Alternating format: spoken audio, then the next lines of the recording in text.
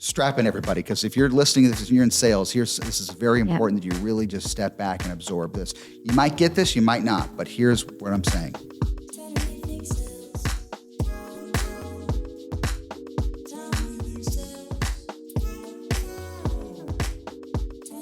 Welcome to the Rethink Sales Podcast. I'm Mark Donolo. And I'm Michelle Seeger. And Michelle, we got an exciting topic today because we're going to be talking about this challenging sales environment, this economy, and how you can be successful as a salesperson and a sales leader within everything that's going on.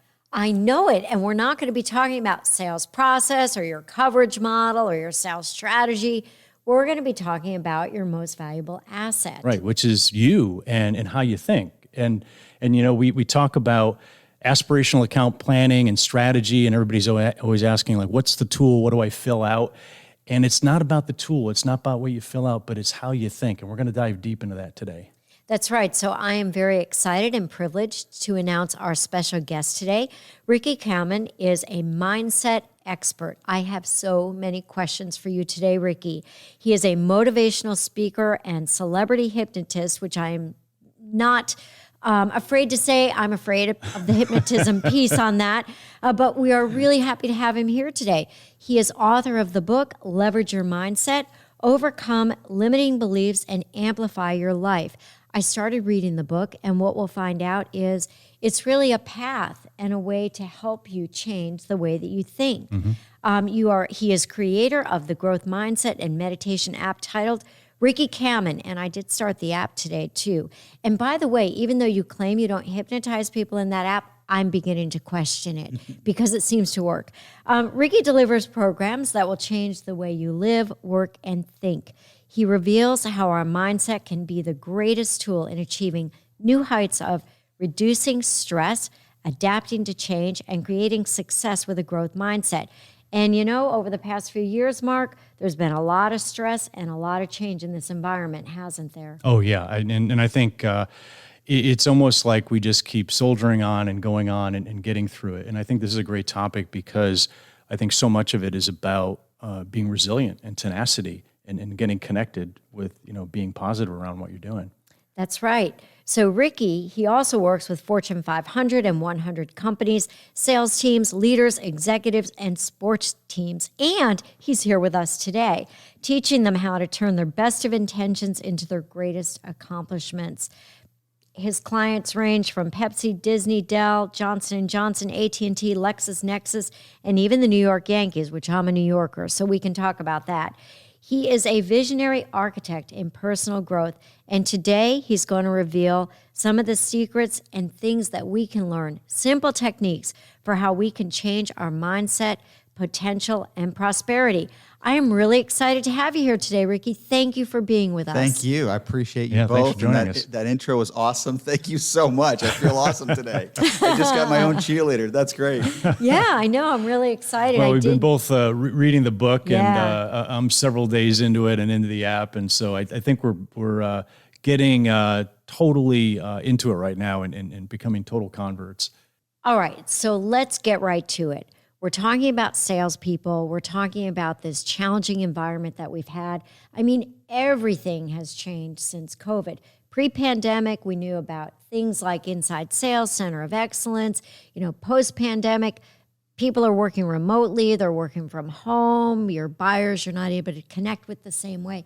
Everything, it seems, has changed. And now we've got things like AI that, you know, seemingly threaten the way that salespeople can connect with their clients today. So I would like to talk to you. Let's start talking about some of the challenges that you see across sales organizations, the patterns that you see, and how people are thinking today and what they're believing. I mean, I know you're working with salespeople and sales leaders, and what's top of their mind, and what are the challenges that they're seeking to overcome? Great question, and you know, you really set it up because mindset has to do with everything we do. Everything we do every single day, your mindset probably predetermined your outcome before you even started.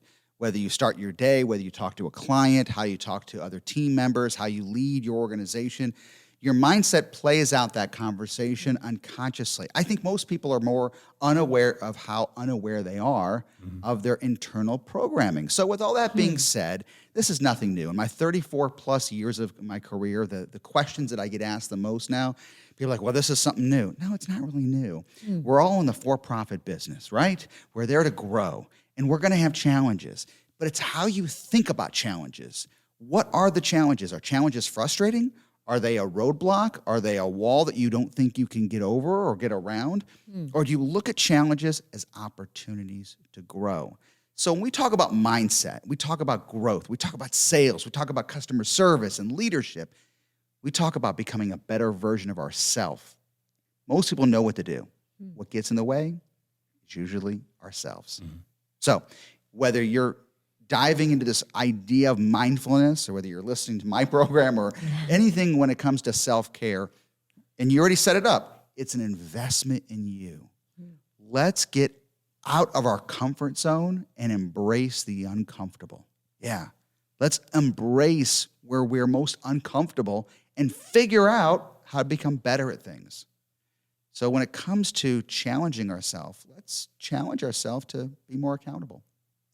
Why do you think that people are uncomfortable, salespeople, let's talk about, with this idea of, changing your mindset and getting themselves around? Like, I know a lot of people that are even saying, well, if it sounds too good to be true, that you can change your mindset, you'll change your life, right? You've said that. It is too good to be true. That's what they'll say. But what do you have to say to them and the challenge you give them back? It's a great question. And I think that you have to step outside. I think we're human, right? We're human. We like comfort. We like nice things. We also are programmed to, well, if it feels good, why fix it if it's not broken, right? We like the warm, fuzzy blanket. It makes us feel comfortable. But let's dive into that. The people that we admire in life, the leaders, the sales individuals, the big corporations, whether you're a small entrepreneur leading a group of 50 people or 5,000, I think these great leaders all have a common trait. They realize that self-discovery never ends. And they want to figure out how they can be a better version of themselves every single day. I think when we lead within ourselves, we lead other people better, and then people follow. So going back to it, when you look at people you admire, what's the one trait that we admire the most? Is it their resilience, you mentioned, their tenacity, their perseverance?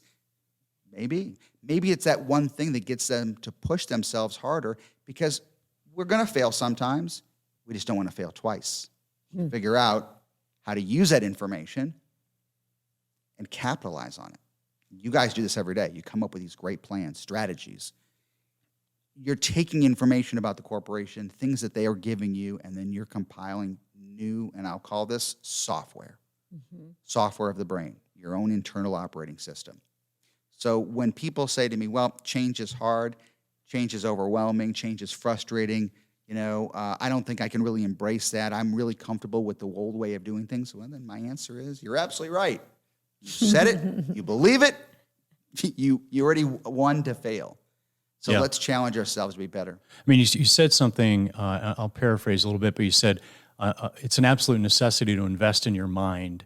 And basically, if you don't, you're going to repeat the same old patterns, and you're going to have the same results that you've always had. Or, you said, maybe worse, right? And I think we do that. We go through these patterns of how we think, self-talk, just how we approach life.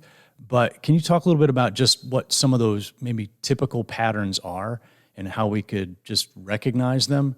And I just love that idea that, and it was just so truthful when I read it, that if you don't change that pattern, it's just going to pretty much continue the way it's always been.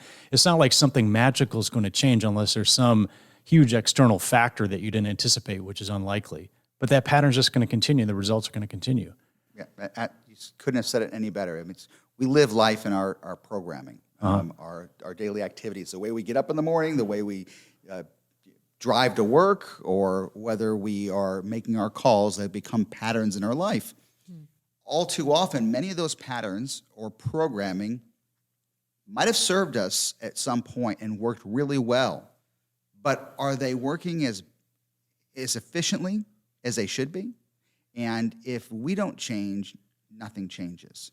So if you're comfortable with the status quo, if you're comfortable with, well, listen, this is as good as it's going to get, and this is the best year I've ever had, and I don't think I'm going to get any better than this, then I'm just going to stay where I am and just stay in my comfort zone, then you're absolutely right. But I think we all have a driving need.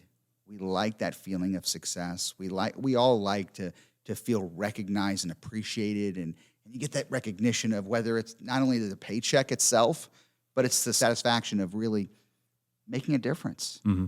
So when you become more conscious of the patterns and habits that you have, because we basically live on the last message we send to our brain. Right. And if you're okay with that, that's absolutely fine. I want you to think differently a little bit here today. As you listen to this podcast and your listeners really just embrace this, first of all, you're investing in yourself. I don't want to give you a lot of fluff here. I want to give you, practical applicational tools. You guys are feeding me information. I want this to be valuable. I want people to, after they're done, going, you know what, that was a good 45 minutes of my time. I don't want somebody to say, geez, how am I going to get that 45 minutes back? So I want you to think about different elements of this podcast of, okay, we're talking about investment. We're talking about investing in ourselves because, listen, you guys got a great studio here, a great office. If something breaks, what do? You fix it. You attend to it right away. You will spend whatever it takes to make sure it's working. Do we do that for ourselves? Sometimes. Do we put ourselves off? Do we put ourselves second? Do we give our families, which all too important, our personal assets, all too important? I get it. But if we don't serve ourselves first, we falter. So first thing on this podcast, I want people to really walk away with going, okay, and you guys have set it up perfectly. Invest in yourself. What does that mean? You're doing it right now. Pause. We're going to talk about pausing a little bit. I know you're going to set me up for that. It really is becoming more present of what we do every single day. Mm-hmm. As you sit here and we have this conversation, you become present in this moment. So you said the subconscious, the natural purpose of the subconscious is to protect us, right? And so we may have automatically kind of negative or cautious patterns, watch out for this, watch out for that. We're thinking about the negative. And how do you break some of those patterns? Because, I've read a lot about motivation, and one thing I read that really hit me on motivation was that the biggest motivator is not aspiration or being able to do something great, but it's avoidance of pain, right? And so the subconscious is trying to avoid pain. How do we switch that pattern around, like in a practical sense, day to day as we're doing, as we're thinking, to kind of switch from the negative, like I can't do this, I'll never be that successful, to the positive, like I am that successful. How do we make that shift?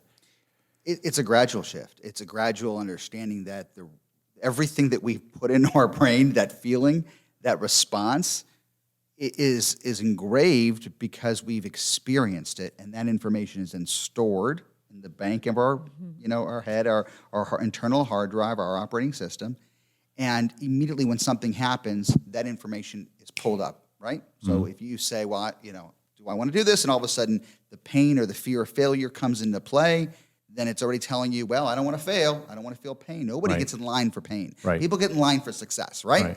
They want whatever they get in line for, they're getting in line because they want it really bad. Nobody gets in line to fail or feel that pain. So if you change the way you think about things, if you change the way you speak to yourself, the words that you say, I cannot, well, then you're right. You're giving yourself 2 rows to destination. Actually, when you say cannot, you're just going right towards failure. How do you do that? How do you change it? Well, it becomes a repetitive action of daily awareness, of concentration, guided imagery, guided thought. Maybe it's just being present with ourselves and being mindful. And what mindful means to me, it might be different for you. But think about the patterns and habits you have created in your life as a sales individual, as a leader, as a significant other. Those were created because you repeated the same thing over and over. So is it hard to change? Well, you tell me. Do you think it's hard to change, or are you becoming, creatures of this idea that if I say it's hard to change, then it's going to be hard to change? Or do you embrace the change going, well, if that changes, if I change, could I be a better version of me today than I was yesterday? Yeah, I mean, you guys are both saying it before. It's comfortable to be in your own stuff, right?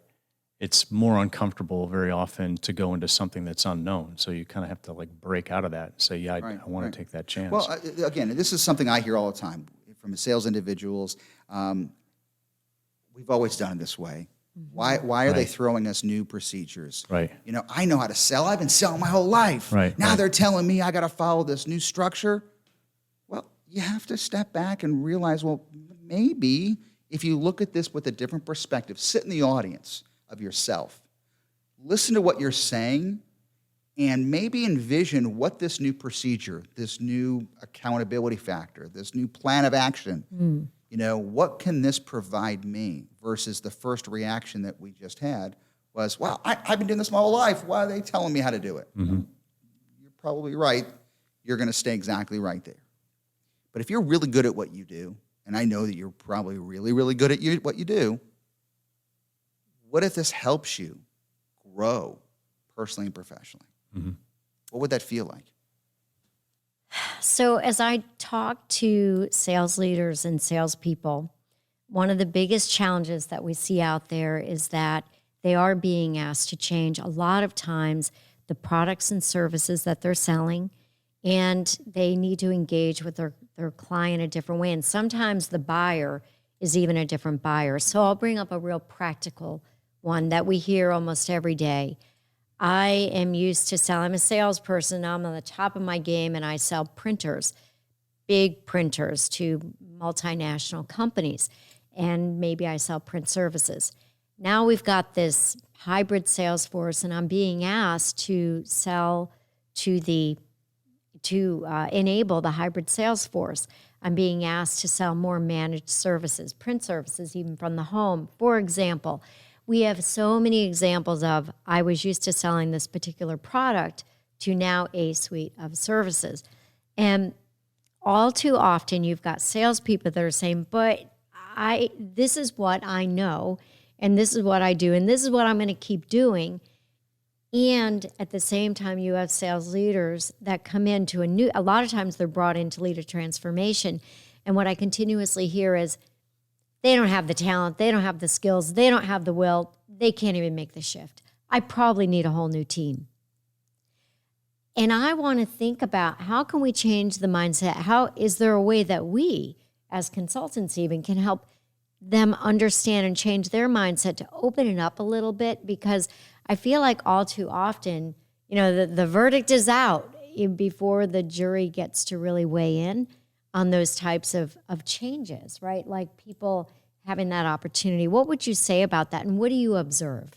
Well, you cover two different things. You've got a leader I did. that doesn't have confidence in their team. Yes. Because great leadership makes great leaders. And then you've got a team that doesn't believe that this change, right, it is a positive change, because they've all been so comfortable in their, I don't want to say bubble, but with what they know. And with what they know it because they repeated it. They got really good at it over time. And so when you get really good at something, sometimes we as individuals will repeat it because we assume that's the best way of doing it. Mm-hmm. Now, let me give you a quick example. Whether you're a sports fanatic or not, it's no different from, let's say, a pitcher or the batter. If they're having trouble with the mechanics of what they're doing, it's because they're repeating the same thing over and over again, and they haven't changed their thought process. So a great athlete has two coaches, a physical coach on the mechanics of what they're doing and a mental coach. Because what usually gets in the way on both those things you just said is themselves. The biggest obstacle in what you just gave me the example was the leader has a huge obstacle, themselves, and the team has the obstacle, it's themselves. How do you get out of your own way? Because what you just told me is the leaders already assumed that they're not qualified. They're not qualified, so I should just get a new team. Well, if they're already successful, then they are qualified. Let's just retrain them. But they have to have confidence within themselves that they can train them. That's my mindset. Now, again, it's just the way I'm looking at this, because I'm hearing different things. I'm hearing the obstacles. I'm hearing the problem. But what I don't hear is the solution. Right. Yep. So a person has to be, that leader you're talking about has to be receptive Right. to making change, right? So you said, they have need to hold their hand sometimes. They're already really good at what they do. Yeah. But sometimes it's a guiding, holding hand of understanding how your actions, words are magic to the receptive listener, is what I say all the time. So what are you saying to yourself as a leader, and what are you saying to other people? But I think it starts with the leaders. So if you had, say you had a chief sales officer, chief revenue officer in a company, and that person had multiple leaders reporting to him or reporting to her, and they wanted to help those leaders to make the kind of change you're talking about. Is there a way to get those people to come across to be receptive, or does it have to be really internally driven? So if you've got resistors in the organization, what do you do about that? You're going to always have resistors. Not everybody's perfect. Sometimes you're going to, are you going to get everybody in the room? Maybe not. I'd like to buy a lottery ticket if you can, but you just continually hone that information. We talk about great companies that provide incredible customer service. What do we think of? What's the first names that come into mind? Oh, maybe like an Amazon could be good, although I can never get them on the phone. Okay, Nordstrom is Nordstrom, there known you for go. their client service. That's a good one. Yeah. Who else would you think of? Great client service. Maybe Apple Care, yeah. Okay. So what they're offering is a human interaction. Well, that's true, yeah. So That's- the human, yeah. there's a lot of different choices when people go to restaurants, they go on vacation, they purchase things from places. Maybe they can find it cheaper, but usually people buy because of the human factor. And that human factor is the training and the culture within. So when we talk about the Apples, the Disneys, the Ritz-Carltons, the Nordstrom's customer service, where you just met this person in the store and all of a sudden they ask for your address and they're writing you a handwritten note. Yeah. Hey, if I could be any more service to you in the future, my name is Ricky. Please, here's my information. Reach out to me. So yeah, when you think about that, that's a human interaction that makes a difference. AI doesn't scare me. It excites me. It's going to give us as humans ways to become better at what we do. So when somebody says it's too scary, it's going to be overwhelming, change is going to be difficult, I'm saying, okay, step back. Give your mind what it really wants. It wants new tools. We are creatures to grow. We are creatures to learn. I don't care who you are, how successful you are in life. I truly believe that everything we do can be a stepping stone to being a better version of you. And then when you become a better version of you, the people around you want to know what you're doing. They want to train. They want to be my mentor. Show me how to do this. How did you get so successful? So again, it goes back to I think it makes great leaders that are accountable to themselves, self-accountability, understanding how the brain absorbs that information. When you work on that, I think your team starts to build that culture too. I don't mean to put the blame on I'm not putting blame on leaders. I'm saying leaders are the backbone of a corporation and a culture. So when you go to these places like Disney and the Nordstroms and the Apple, how are they doing things? What are they working on? What are they working on their culture? How are they becoming better, and where you, the customer, becomes the walking billboard? So you talk a lot about words and language, and you say basically, words are kind of like objects. When we put them together, they're very powerful. Yeah. And you have at least two ways that happens. One is the words that you use, that you say as you're working with people, talking with people, and the other is your self-talk, what you say to yourself. Could you talk about that a little bit, and just kind of the importance and maybe some practical tips on how do you change that? All right, you're a sales individual, you're a leader. You're in the car, you're in your car, either going to work or going on a call or thinking about something. Okay. Are you talking to yourself? Oh, yeah. All the time. Yeah. Are you your biggest cheerleader or your worst enemy at times? Could be both. Could be both, yeah. And who wins sometimes in really setting the tone? Who really sets the tone for how you act and react? Who is the winner of those conversations? I guess sometimes for me it depends on the kind of mind frame I'm in that day, because sometimes you could approach a situation with fear, So take public speaking as an example, right? If Okay. you're, and you do a lot of this, right? You're getting up on the stage, your self-talk is super important before you're getting up on stage. So you could be saying, oh, wow, okay, don't mess this up. I've got to do this, I got to do that. Or you could say, I just love to be here. I'm so excited to be able to connect with people. And so it depends, right? It depends what kind of mind frame you get yourself in before you're doing that thing, or even walking into a sales call or a big meeting. Okay, now let's go the negative part of this. You ever have negative self-talk that sets your mood? You walk in the office, you talk to a friend, you talk to somebody, and they're already saying to you, "What's wrong? What's going on with you? You just seem off. Yeah. You seem tense." Right. Yes. So, and really strap in everybody, because if you're listening to this and you're in sales, this is very important that you really just step back and absorb this. You might get this, you might not, but here's what I'm saying. If we have two voices in our head, the negative and the positive, who owns both of those voices? You do. Exactly. We do. So why is it at times that we let the negative rule our world and control our present reality? And we talk about it like it's somebody else. Oh, my mind just got the best of me. Whose mind are we talking about? You talk about it like it's somebody else in the room, literally was on your back, holding you back from being more successful or setting the tone for everybody else. So we're going to have bad days. We're going to have that self-talk, that voice inside of our head that can be negative. But is it because our subconscious is automatically doing that if we're not consciously taking control? It's automatically defaulting to protection and negativity? Yes, but let's go one step farther with that. We can own it and say, okay, I know that negative voice is there. Right. So when it does happen, what do we usually do? Most people will let that negativity rule their world. Okay? Plain and simple. It sets the tone. Or if you want to really master your mindset, step back. Pause. Hit the pause button for a second. Know that one word, pause. And if you have the negativity or somebody acknowledges the negativity, step back and realize you have the remote control to overcome whatever is ruling your world. It doesn't make a difference whether you're in sales, leadership, you're in customer service, you are a truck driver, or in the food industry, or in the service industry. It doesn't make a difference. When negativity comes into play, you do have the remote control to change the channel.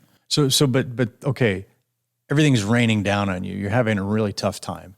You know, you haven't closed anything this month, right? And you're going, okay, I'm going to this next sales call.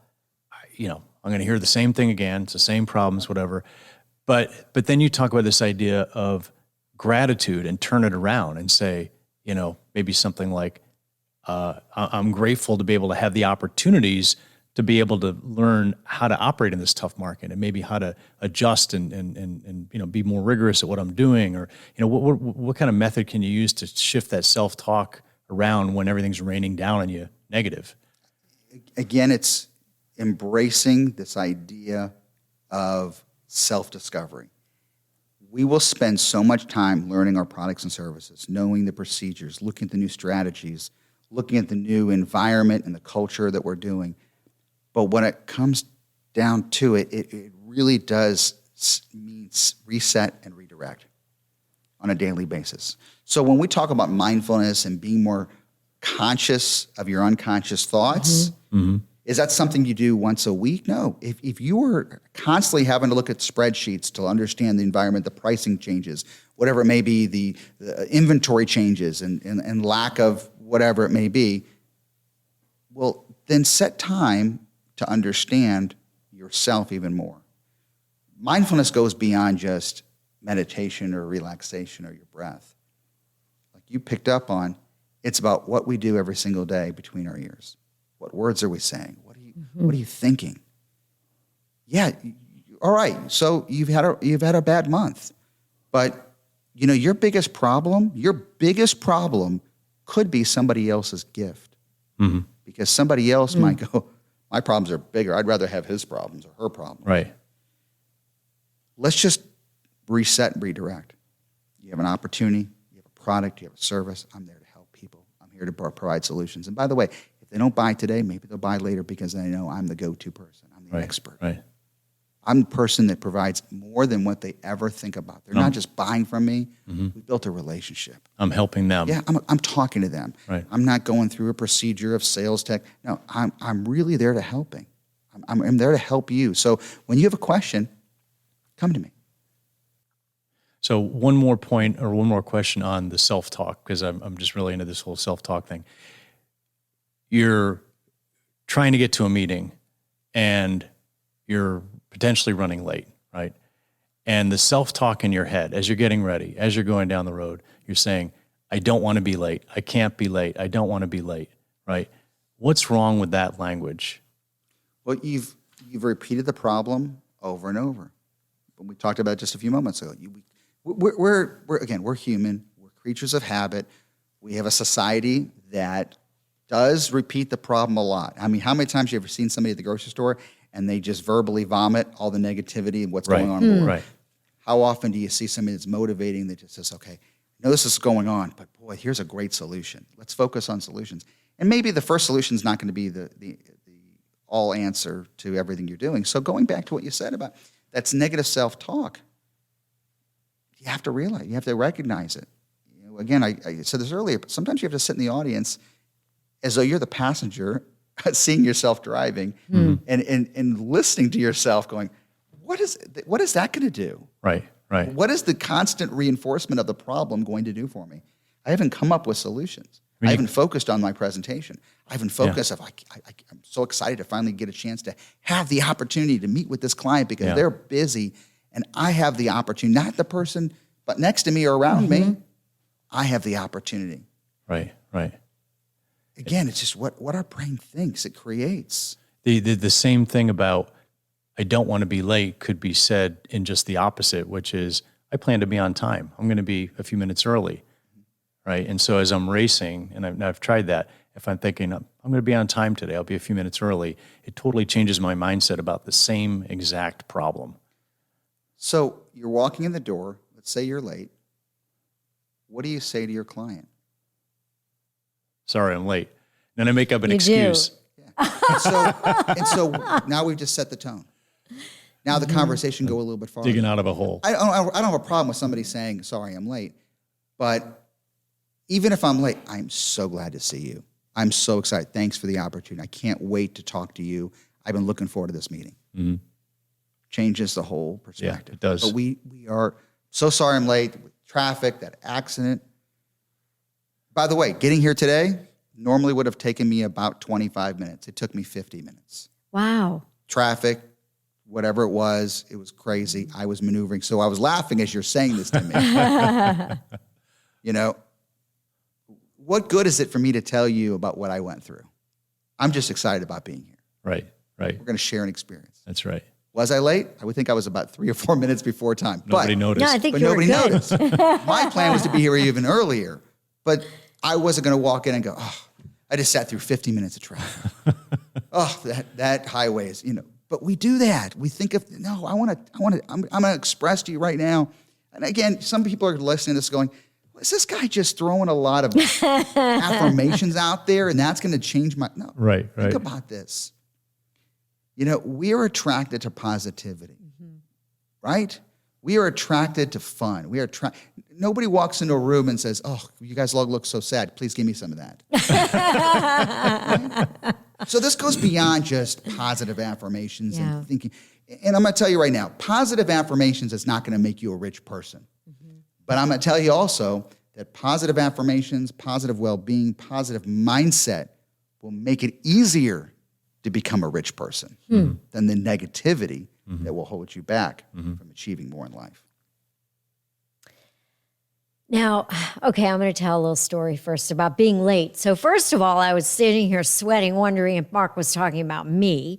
But anyway, in all seriousness, I remember I was heading out to a client, and I was a young consultant with Accenture at the time, and it was all the way down. It was Ocean Spray Cranberries, all the way down the coast of Cape Cod. I'm from upstate New York. I hadn't been back in the fall in a long time. So if you know what the fall looks like up there, the leaves and the colors are just unbelievable. And we get that color here in Atlanta. We're very lucky to be near the Blue Ridge Mountains and all, but it's still different up there.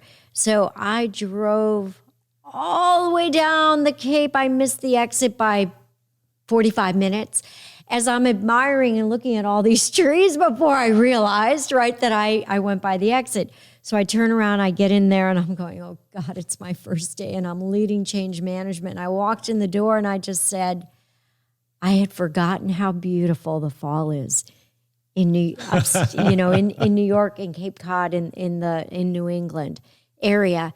And I just got lost in it. I'm so sorry. And they all laughed, and we just moved on where I could have, and, normally would have been like, I am so sorry.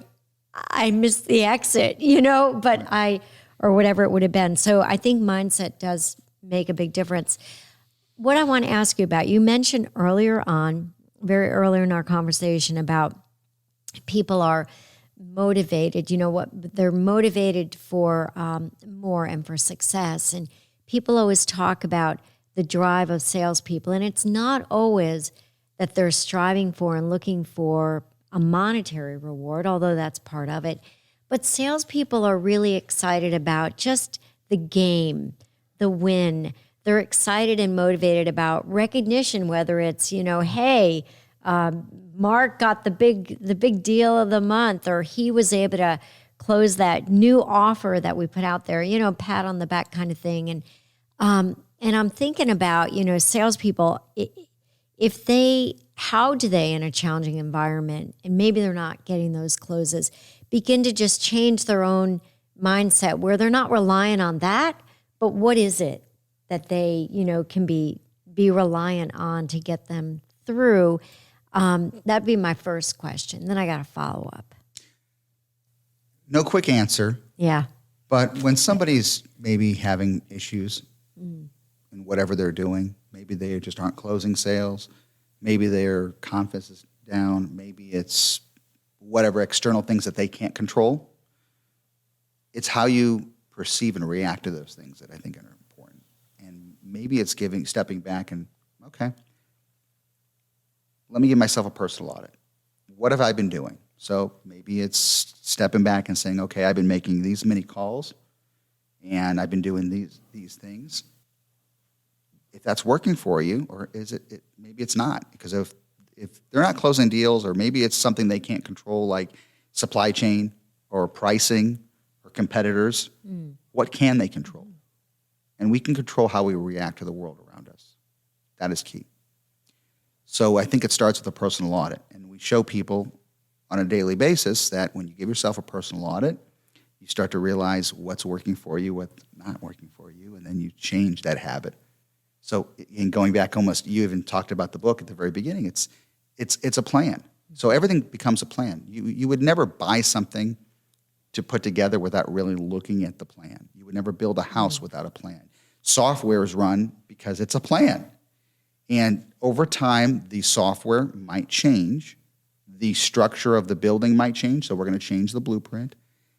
Maybe whatever we're doing is going to change. So that change can be a positive one. And so really it's going back to the basics of let's rewrite the software. So you're answering really my second question, and I want to get a little deeper into that. I'm a salesperson. I know that we're going through a major sales transformation at my company. I'm hearing about it. Coverage model is going to change. Our products are going to change. We got a growth factor, boy, that we haven't had in a long time. Haven't seen anything like that. And this is a real thing. This is what we come across every day. I've decided, the salesperson, okay, I'm going to do this. I want to be on board. I want to make this shift. How do I start? And you mentioned this personal audit, and that really resonated with me as like a starting point. And I'd love for you to talk a little bit more about that and how people can begin to understand how they themselves can begin to change. Well, I'm going to pick up where you left off there. And that is, you've got this new plan. It's a structured plan. It's a system in place. Really smart people put this together. It wasn't like this was thrown together. There's a system. And there's two types of people. I think there's people that go, why do I need to follow this? I know what I'm doing.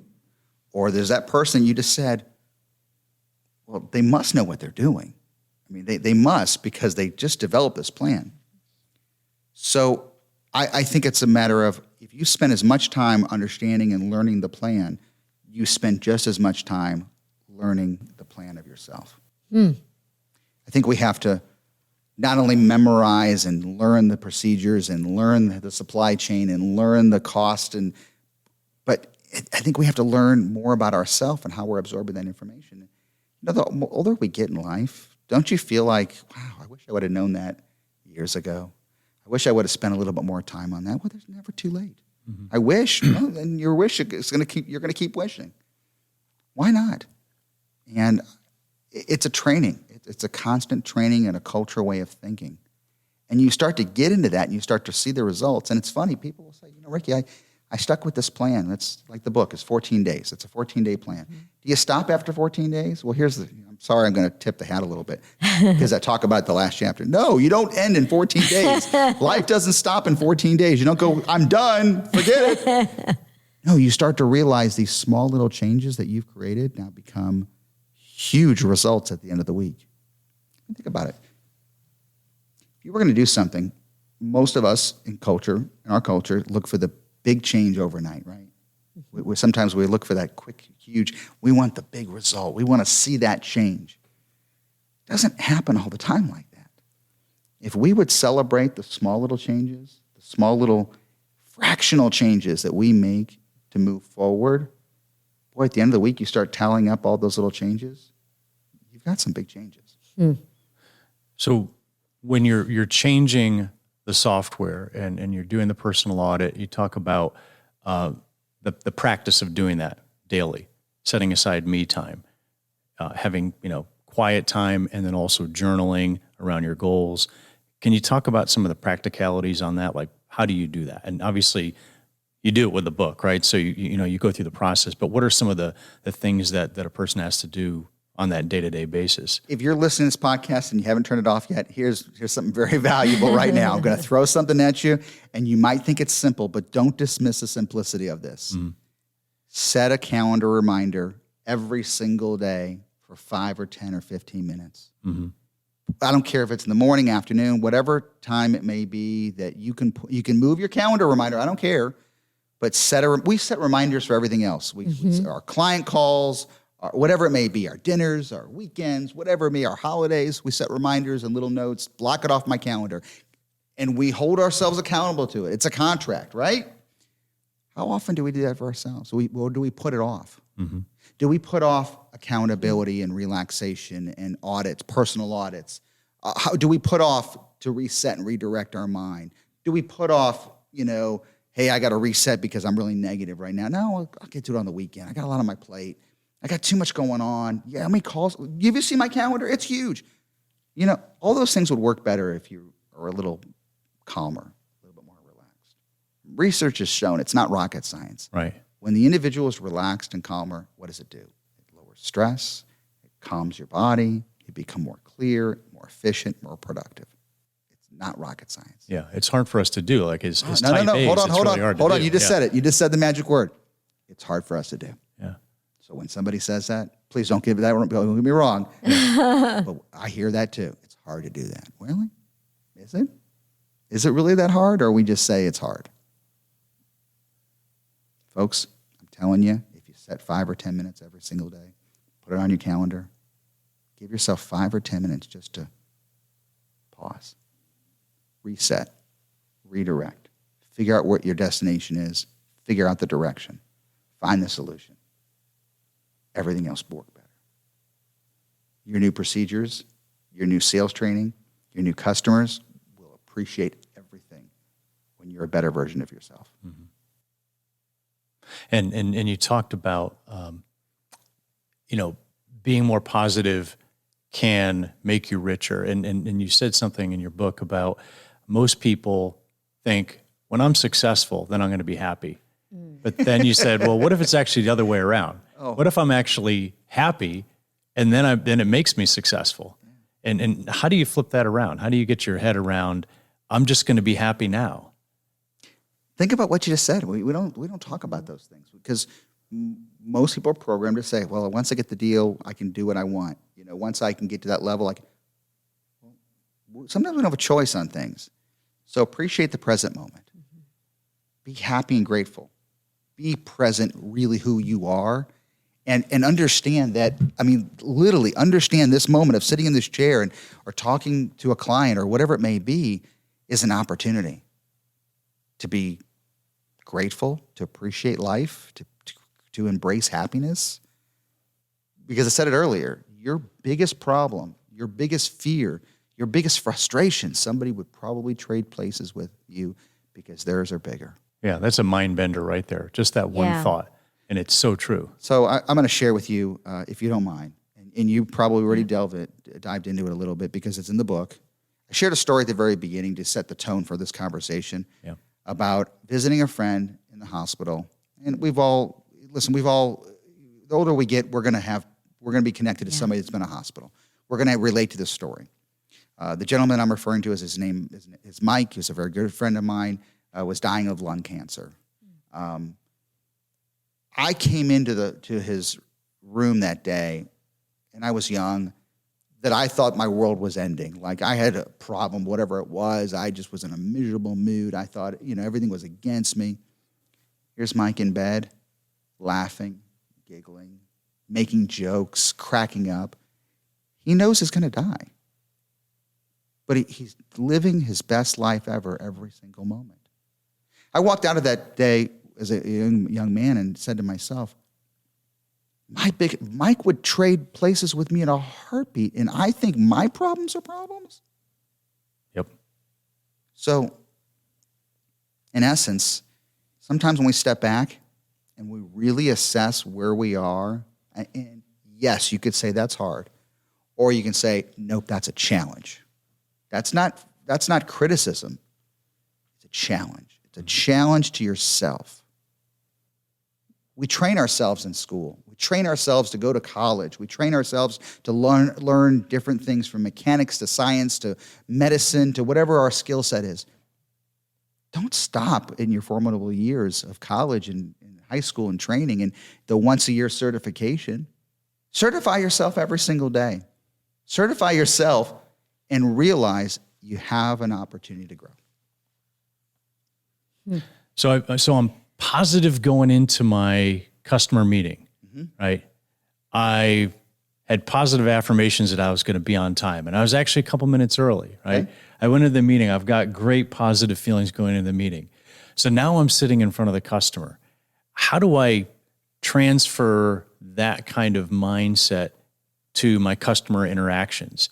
Because my customer is a real pain in the butt, right? They're difficult. They're negative. Everything's going wrong, whatever it might be. How do I carry that in and actually, help benefit the situation with a better mindset? Why are you there? Why are you there?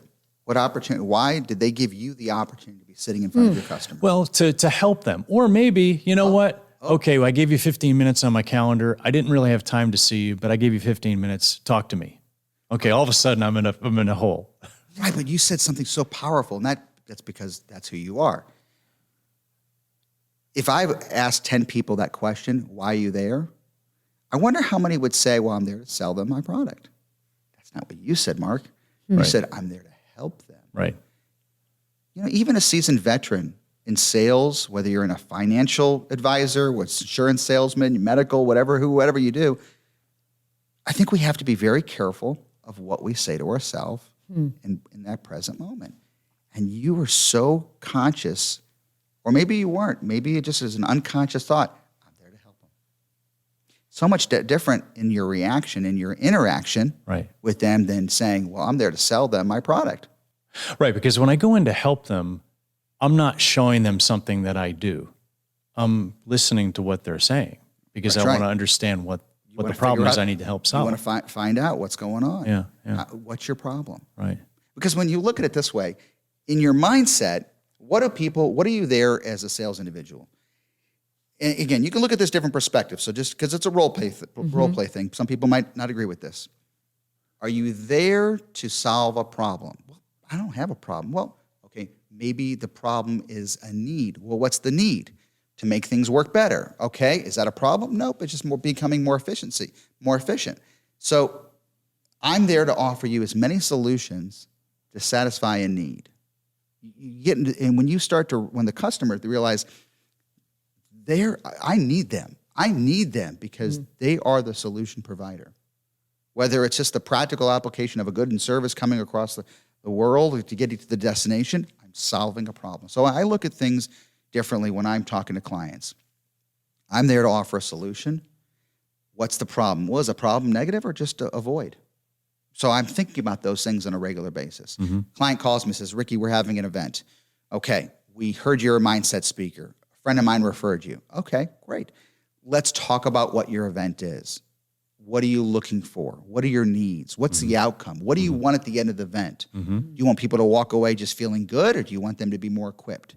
What tools are you looking for? What are your biggest challenges? Now, what I usually hear is pretty much the same thing between all companies. Let's face it. Nobody's going to come to me and say, something that I haven't heard before. Maybe a little bit of a pivot. Okay, let me tell you more about what I do. You tell me if this resonates with you. And we'll go down that path.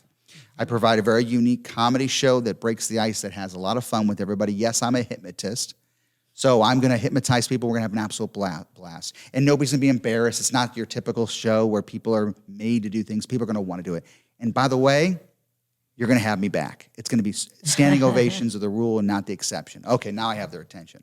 Oh, by the way, I offer another program because now that you just saw my show, I'm going to teach your entire team how to relax better, reduce stress, feel better about themselves, and overcome the challenges and doubts and fears that come into our house every day. What if I can show them how to be a better version of themselves every single day?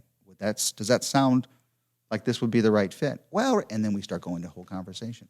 Don't know if we have the right fit for both programs. What if we did a hybrid? But you see where I went with it, and I could be selling anything right now.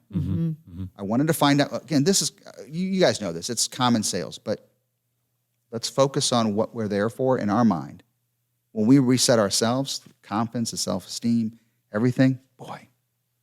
Now, by the way, if they don't hire me that time, they're going to call me back. Love it. Yeah, that's all about how they're thinking. So you're not going in there thinking, oh my God, here's my quota. I've got to close the sale today, right? Your mindset is. It dominates your mindset. Good point. If you're dominating of, if I don't get this sale, I'm going to be looked at negatively, or I can't pay my bills because I needed that extra commission. Right. You don't. Again, I don't mean to overstate this, but hit the pause button. Right. What is going to be the best solution to your interaction right now? What does your mind need to hear? If you already know your product or service, you know what you're capable of doing, you know the compensation plan, you know the price structure, you know the supply chain, and you know the issues that you might overcome. You are so versed. And by the way, you have to know that information. But how are you going to react to the information that you're given? So, as we finish up here, what one thing could a salesperson do either today or tomorrow morning that would start that change? Okay, they're already going to Amazon, they're buying your book, but what one thing could they do to actually start that change? I think that there's so many things that I'm going through my mind because I'm like throwing you all these different ones. I've already told you, start 5 or 10 minutes every single day. Right. Give yourself literally give yourself that time. Set that on the calendar. I think that's really, really key. Or even if you just step back after you've listened to this, embrace the statement. Release yourself from the familiar and embrace the unfamiliar. Just think about, what does that mean for you? And figure that out. Analyze that statement. Analyze, what does that mean for you itself? And let's let nature take its course. Great. Well, Ricky, fascinating conversation. Thank you. How can people learn more about you? How can they connect with you?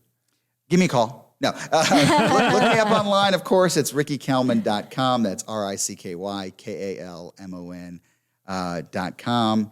I'm on every social media. I am fanatical from every platform.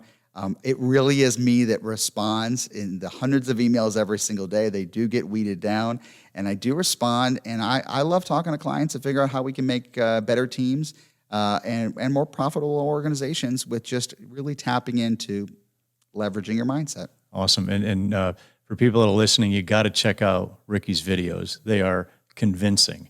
Oh yeah, they're very phenomenal. good. Yeah. Oh so yeah. You'll love them. Thank you. And you'll learn a lot. I have a blast. I love what I do, and I'm blessed that I get to do this every single day. Great. Well, Ricky, thanks for joining us. Great to Thank have you you. for both. being Thank here you. today.